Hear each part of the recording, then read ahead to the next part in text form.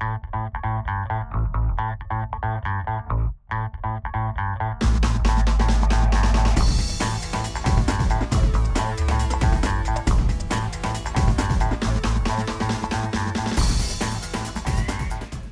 for those of you who are tuning in, welcome to the Oracle In podcast. We're going into our third topic for today, which is the psychology of political discourse. And Kevin, right along the lines of what you were saying there, and this is something that I want to bring in as well. What I am also seeing the Republican Party do, and this is where what I have done. So over the last year, I'm a Bernie Sanders guy, and getting shited on by the Hillary camp was a lot to deal with, and then getting shited on by the Trump camp was a lot to deal with, and it made me a lot more defensive. And I think for the first time on Facebook, I actually called somebody dumb. Now, that might not sound like a lot, but for me at least, I really try not to get into that, well, you're stupid kind of thing, because it doesn't seem to progress any conversation.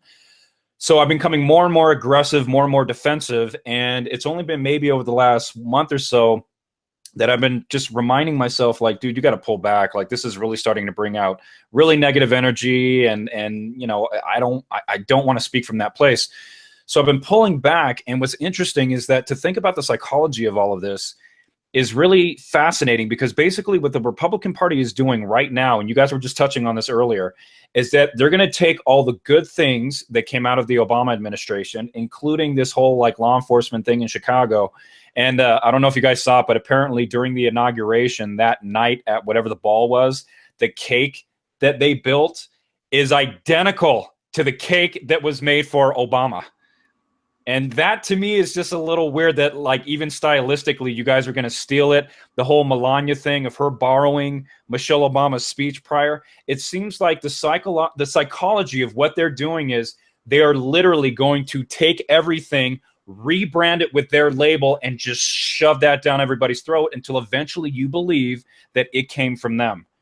So the psychology of all of this is really, really fascinating to me, because it's conditioning of the way that we think about things.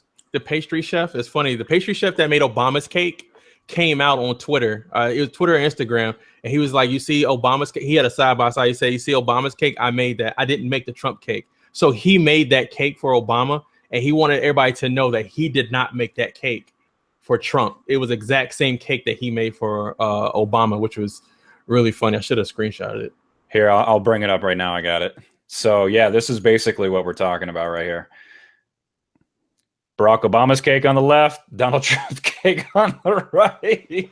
Now, what would be interesting also to look at this is this also the same style that perhaps Bush had as well? Like, is this just, the same type of cake that they use for each of these, or is it like truly they just ripped off of his and they're going to rebrand it all? Naomi Klein wrote a really good book called the Shock Doctrine. And it's all about how modern day conservatism was really this. And the guys who built this, they knew exactly what they were doing, but they look at the psychology of marketing, the psychology of commercialism, and how it kind of conditions people to think a certain way, where it kind of taps into things that you like, and then it slowly moves you slowly until you eventually purchase what it is that somebody wants you to purchase, or believe what you want, or what somebody wants you to believe. And it's the same thing that I'm saying. It's this psychological warfare where, like with Trump supporters, what I've noticed is that every single one of them that I've dealt with, I'm still waiting to have that conversation with somebody that actually can persuade me, oh, you're normal. But everyone that I've talked to, they do it all the time. They will attack first, and then instantly they put themselves in the victim role. Like, they'll call you a stupid moron liberal, and the second you're like, hey, jackass, where do you get all your information from? Oh, don't talk to me. You're just one of those liberals that wants to attack me. And it's like, how do you do that? So the conditioning to make them the victim in all of this is just mind-blowing. Well, I've always said it too, for both of y'all. I said, when's the last time you've had a meaningful, deep conversation with a Trump supporter, right? We have meaningful conversations, like we can bring out facts and, we can talk about things or whatever.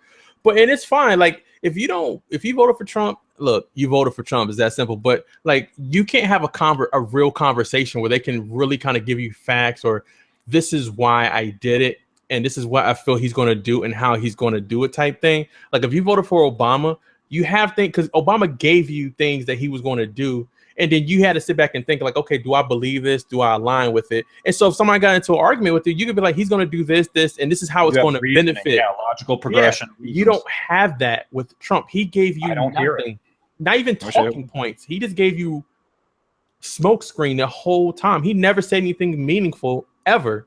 Debates on the campaign trail at all. So that's why they go in defense mode, because when it clicks in their head and they're like, well, damn, I don't got nothing to really stand on right now. Like, you're a liberal. Yeah, it just comes across as liberals attacking. It's like it was solely an emotional message of fear. That's all it was. There's no. The White House press secretary went essentially yelled at all the news networks today, right? I heard about that. He said, basically, this was the largest audience to ever witness an inauguration, period. A deliberately fake reporting on the inauguration. Let's see. News outlets reported a figure provided by the National Park Service, which runs the National Mall, that says there was an estimated 250,000 attendees. Trump spokesman boasted that at least 720,000 people were there. And I think, where's the other one I just saw? I think Trump was saying that he thought it was at least 1.5 million. So let me get this straight then, because I didn't know that. So the National Park Service runs the National Mall? Yeah. So the National Mall is where they had inauguration ceremony, right? Yes. So when the National Park Service's Twitter account just retweeted that on our property where the inauguration took place, that was enough to warrant them having their Twitter account suspended? So the thing that I was reading about the Twitter thing was 100% they tweeted that photo, and instantly, from Washington came down, no more Twitter. You guys aren't, all right, put that down. You can't play with that. You're not old enough. Wow. And that's what I mean by psychological warfare. They are going to restrict as much media as they can. And, I was talking to Q about this. What I think is really going to be interesting is to look at, are they going to, and they have a 2-year window. And then if they get the majority of the House and the Senate in 2 years, then they'll essentially have a 4-year window. And who knows how long after that. I'm going to look to see if they're really going to try to shut down the internet. And I mean, restrict, because the FCC has already been fighting this for a long time about, they call it network neutrality, which means that right now the internet is open and available. You don't pay any particular service for a website or for a group of websites than you do for anything else. It's just open platform. But what they want to do is start to privatize it. So that way, the main websites like, say, Facebook, you would have to pay a monthly service on or a premium within your internet account. What essentially net neutrality comes down to is bandwidth, right? If you're a big website, you need more bandwidth. You need a bigger flow, a bigger pipe for the information to flow through. And they want to change essentially, the same way that you would buy water from a municipality in bulk. The more you buy, the cheaper it gets, kind of thing.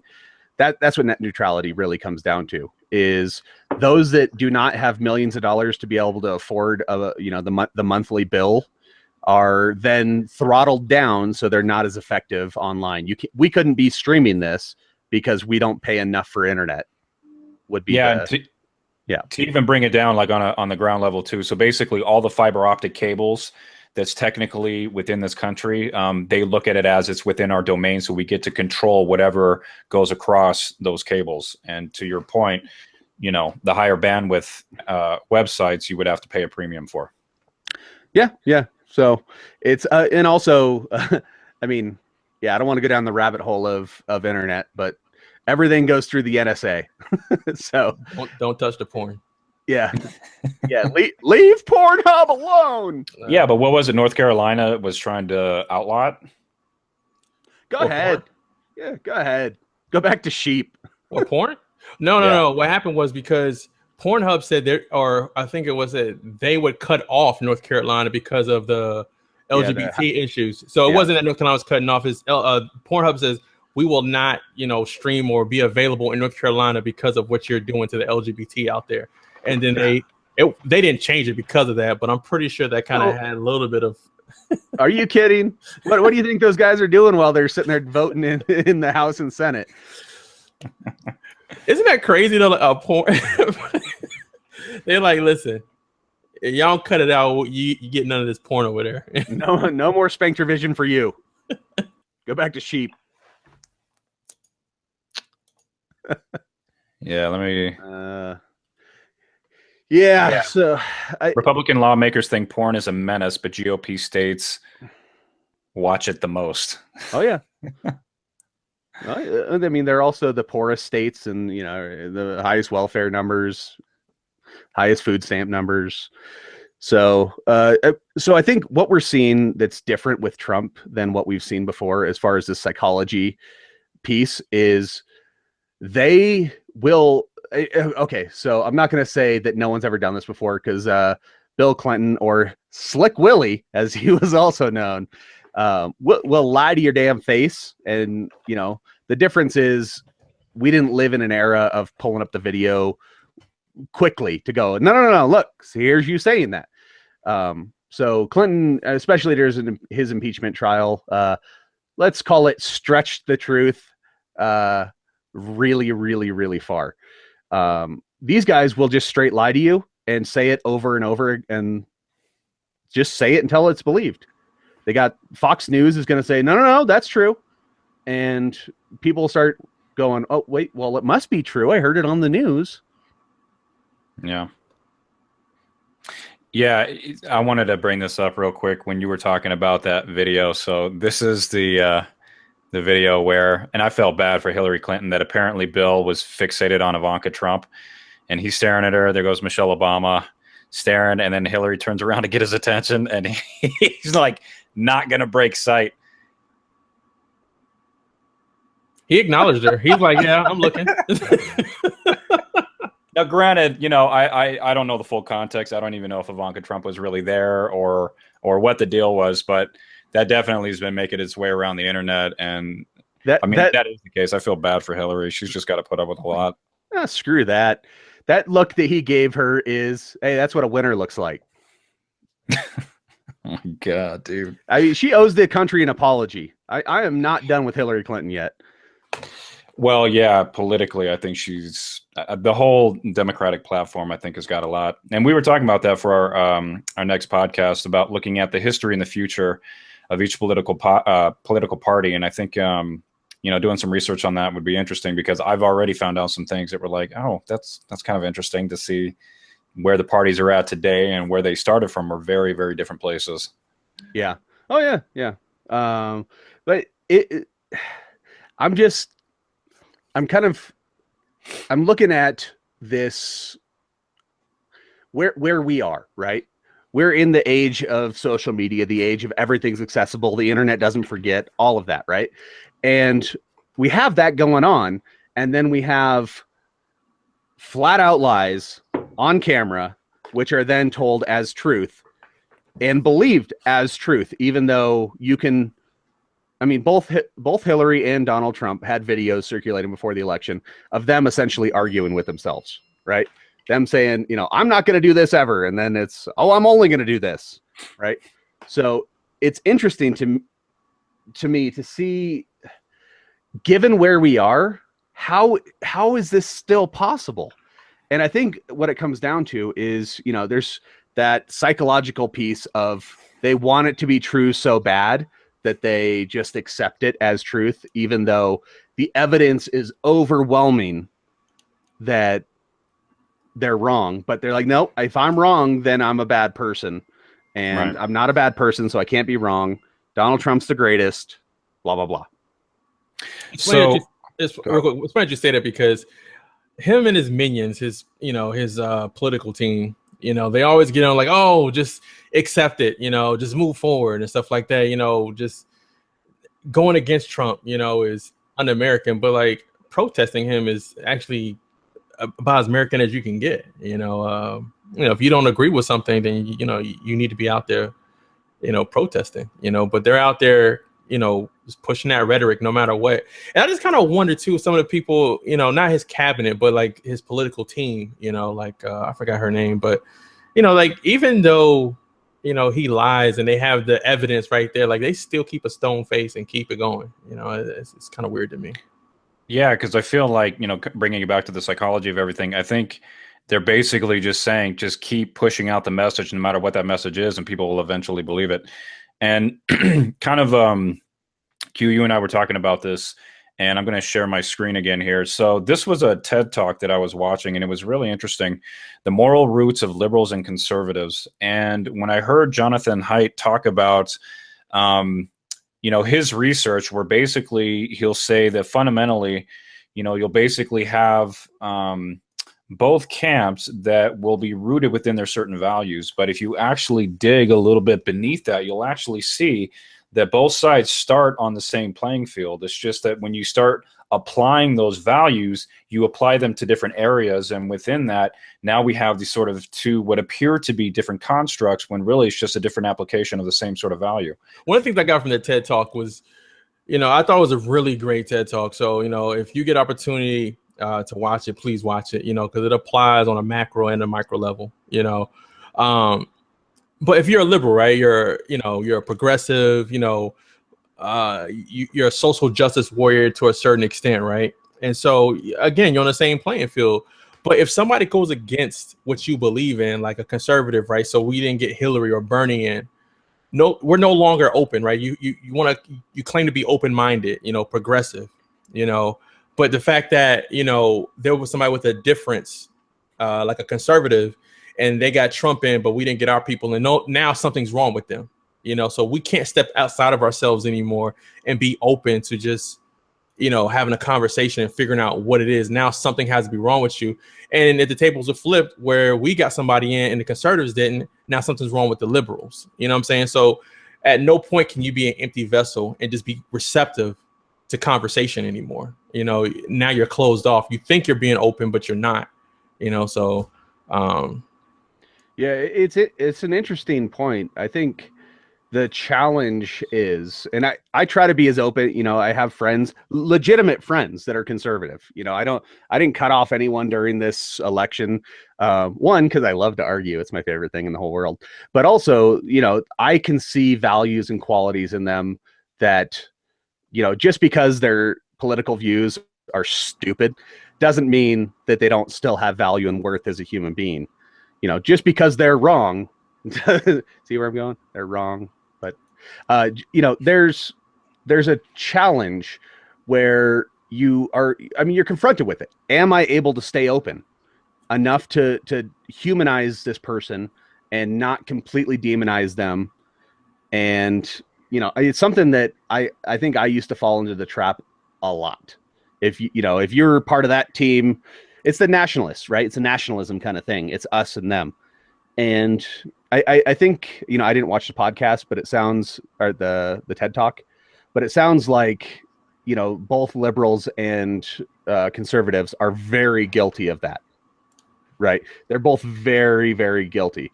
And when you have, I think, it's kind of the rise of the independents in this last election cycle. Are they the ones that are able, because they don't align with either party, are they the ones who are better at this than the hyper partisan? The ones that are like, listen, I like this piece and I like that piece, but I'm not showing up to either one of your rallies. Are they able to do this better? And if so, what is it that the independents can teach us about how to better, be better people? But I think another big point too is identifying yourself, right? As a liberal or conservative, or libertarian, whatever. I think once you identify yourself like, oh, I'm a liberal, I think in a sense you kind of inherently cut off other viewpoints because you're kind of married, to that liberal ideology or the conservative ideology, right? So right now the right has it. So what would it look like if the left, people are like, well, if the left was in charge, or the Democrats were in charge, but what would that look like? Like what is the main goal? Eric and I was talking about this earlier.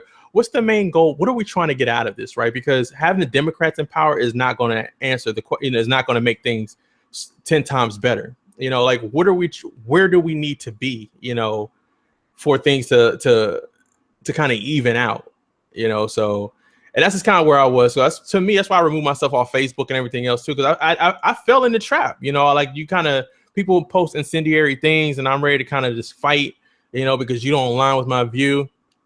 And I like to argue too, but then I realized I need to step back because I'm not being open. You know, I'm not being empty and allowing people to to fill me up with whatever it is, and then make a decision at that point, you know, and go from there, you know. So, but what would it look like, you know? Because to me, I don't want to be like, you know, if Democrats were in, or if Bernie was in, or if Hillary was in, because there's still going to be issues anyway. Where do we need to be?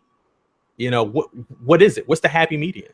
Well, part of the thing that I was trying to come back to, and I still don't remember the words, but I remember the concept now, that basically no matter what camp you align yourself with or label yourself with, you will be inherently contradictory.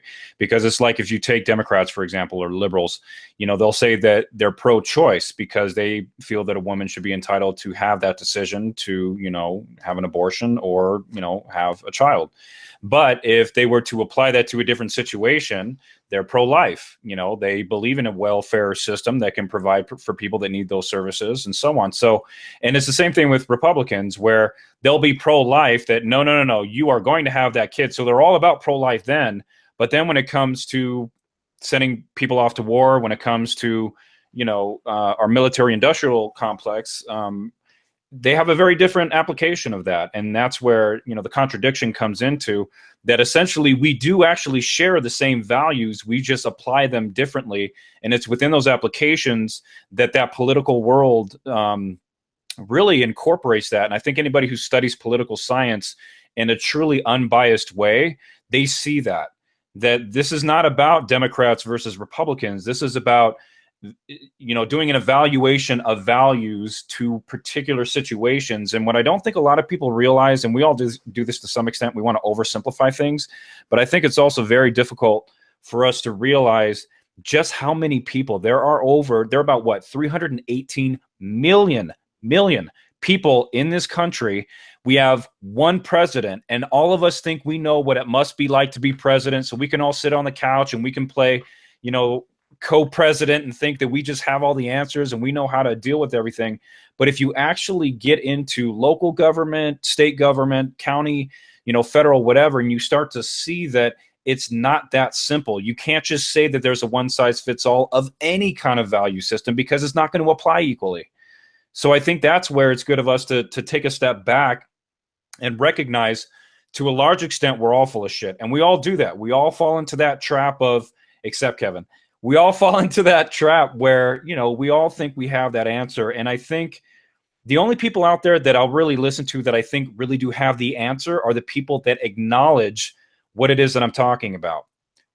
So I think it's important to look at that and understand that the way that we're looking at problems, you know, I was talking to my roommate earlier about this. It's hard for me to say that I'm a liberal or a conservative because it depends on the issue. And then even depending on that issue, it depends on the situation. So my values align, but how I apply it, I don't really know that much. I have a grand idea, but the application of that is where I would have to look at what does the situation really call for. And that's where I would apply my value. So what you're saying, I think, shows a glaring problem and a glaring hole in politics in general, in policy, right? I don't think you're completely alone, right? I think most people would say on some things I'm left, on some things I'm right. Certain people would say, you know, like there's a lot of people that were anti-Obamacare until you're like, well, what about this provision? And they were like, oh, I love that. And you're like, yeah, shut up. But happened a lot. When it comes to policy, when it comes to, okay, how are we going to handle this? What you said is it depends on the issue and it depends on the context.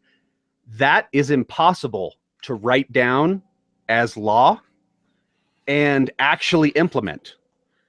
You know, that's supposed to be the job of the judges, right? Where, you know, but then you get, what do they call them? The activist judges, the left and the right, both, you know, scream about activist judges are the ones that rule against them, basically. So it's a hole in policy, it's a hole in politics, and there is no easy fix, because you have to actually, how can you make policy that both has wiggle room for context, but is absolute enough that it's not abused, and that, you know, the loopholes, like our tax code, right, where the loopholes become the main piece. Everyone's like, oh, there's loopholes for everything. How do you write policy that does both? And it's a challenge for sure. I think that's where it comes down to, and oddly enough, I think this is where right and left folks would agree. We want government to do their damn job, because if they did their job, and it'll take, if you think it takes 1,000 words to write a bill, it might take another 1,000. But I think if you can look at why is the law being created, what value system, or not even system, just what values is that based on, and then breaking it down into how can that apply to particular situations. Like one thing that the right is always complaining about is we have regulations out there that are too strict, that it impedes business, it impedes a lot of things where it really doesn't need to. And in some cases, that might be the place. We might have something where we have an Endangered Species Act that is applying to a portion of the forest where, say, a particular animal that's being used doesn't even migrate through there. It doesn't even call it its home. But because it's technically within the boundaries, the whole thing is called off. So I can understand that there are certain regulations that, like, yeah, maybe we need to look at what makes sense. But then the other side of it is that, well, that animal is clearly within the region, and there's a reason why that Endangered Species Act is there, because we are trying not to disturb every living thing that lives within our boundaries. So it's just one of those things that I do wish the government was more efficient, fiscal responsibility would be good too, but I would like it to be more efficient in the sense that one size fits all, just it is impossible. And I don't think it's practical. So we have to learn to up our game to really understand the complexities, and then start to slowly look at a system that can account for that. Because right now, with the pendulum swinging in such extreme to the right and to the left, it's only going to be a matter of time before something snaps. And that might be what we see over this Trump administration. The right wants to bring it back so hard right that it's going to cause a lot of tension, and something's got to give. Yeah, if Trump actually swings it as far right as, if he actually, there's, I heard this once, and it stuck with me. I want to see a reality show where you take born again Christians and make them live by the Bible, letter of the law, right? The same thing goes with political. If the liberals or the progressives or the conservatives, Republicans, right? If they had to live by the, this is the way it's going to be, okay, fine. But then that's the rules that you have to follow. I don't think anyone's going to be happy. They say the best and most effective leader is one that everyone hates, because they are actually in the middle. I don't think that's where Trump is, but we'll see. I mean, Obama was the thing that bothers me still about Obama is that they were calling him a socialist, and they were calling him this, leftist commie kind. Like, he's a moderate Republican by any standards that are practical, right? He may be a left-leaning Republican, but he was nowhere near this crazy leftist, right? So to say that the Republicans feel like they need to swing it back right, we're so far right. Like, as a nation, we are so far to the right that the left seems just, the middle seems leftist, right? The middle seems socialist and communist. You're like, guys, that we're not, maybe we are. We're stuck in this spot where there is no left or right. There's the middle and further right. What's funny about that is that we don't really, we talk about leadership and stuff like that and the greatest leaders. We don't know anything really about Trump, right? We know Trump's personality, his TV personality, but we don't really know what he really stands for and what he is. We know the things he says been very sensationalized, some of the rhetoric he said about women, and just, we know about Celebrity Apprentice. We do know about, some of the redlining and some of the, housing tactics that he's used and stuff like that. So we know all about, the celebrity Trump, but we don't know Trump, the man, though. That's the thing. So, like, we don't really know what we're getting. And I think that's one of the biggest fears, because with any other president, you knew what you were getting. With Bush, you knew what you were getting. With Obama, you knew what you were getting. With Clinton, you knew what you were getting. Reagan, everybody. You don't know. Trump is the wild card. It's the first time in American history we actually have a wild card, because we have nothing to base it off of. He's never held any political position ever in his life, not even student government. So we have nothing to base it off of. The only thing we have to base it off of is YouTube videos of him saying you're fired, you know, or YouTube videos of him saying women like when you force themselves on, you know, they like it. I'll grab them by the vagina. Those are things that's the only things we have to go off of. This is the first time we've actually had an opportunity to hear Trump, but everything he gave us was extreme after extreme after extreme, because he was playing to whatever crowd he was in. And it was that simple, because if you talk about when he went to Mexico to talk to them, he told all the Mexicans that he thought they were great people. They're very hard workers when he was in Mexico, but he comes right back across the border and he talks about they ain't shit. You know what I'm saying? So we don't know what we're getting. And that's what's scary, because he played to whatever crowd, and the crowd that came to him was an extreme crowd to a certain extent. You know, the traditionalist is what he played to. You know, the whole "Make America Great." You know, why did we ever have integration? You know, why can't they go back to being what they are? Why are women working? You know, type things and stuff like that. So we don't know, and I think that's what's scary about it, because we don't know. So, thoughts? Anybody got anything on that? Yeah, there was a saying early in the campaign that said Hillary Clinton's scary because you know exactly what she's going to do. Donald Trump is scary because you have no idea what he's going to do. You know, I just saw the that meme when all you wanted was a sugar daddy and now you're the first lady. It's so wrong, but you know, it's funny. Well, guys, we're at about an hour's time, so we can definitely wrap things up for this episode. But I think the next episode, like I said, we were talking about doing the history and the future of both political parties, and I think that ties into what we're talking about. And I think it would be insightful for us to remind ourselves that really at the end of the day, you know, even though we have, you know, these symbolic emblems that represent the Republican Party and the Democratic Party, at the end of the day, if you strip all that away, it's just this weird construct how we identify ourselves.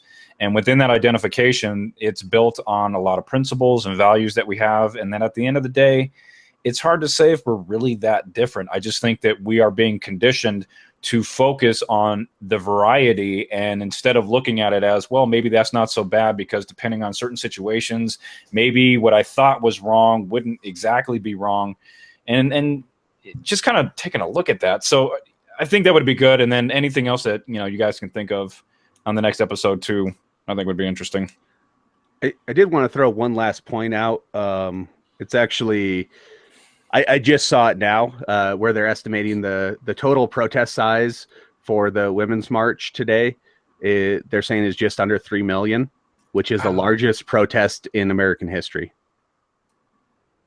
For a single day. Even beating out the Million Man March in, what was it, 95? There was only 600 and something thousand there. Wow. Yeah, so and that's not in DC. That's in DC, Chicago, Portland, Texas, you know, all around the country. All over. Yeah, you add them all up and it's just under, they said 2.9 million is their estimate. Well, you know, I was talking to my friend earlier when we were out for that for the Women's March here in Flagstaff. What I think is going to be really interesting, and it always seems to be the case, the minute that women really get serious is where it's like, okay, we're done. You know what I mean? Like, dude, women are coming out in droves where they're basically saying like, all right, enough.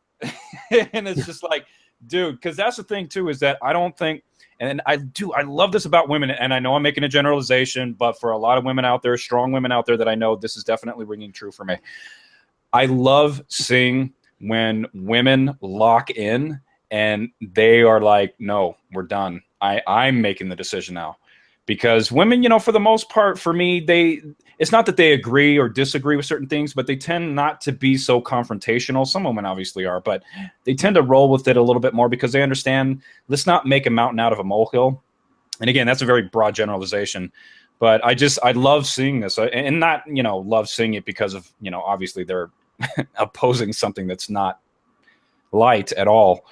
But I like seeing that. It's strength. And it's definitely something that I align myself with, because I think women should be respected and not be treated like second-class citizens or put down in any way. None of us should be.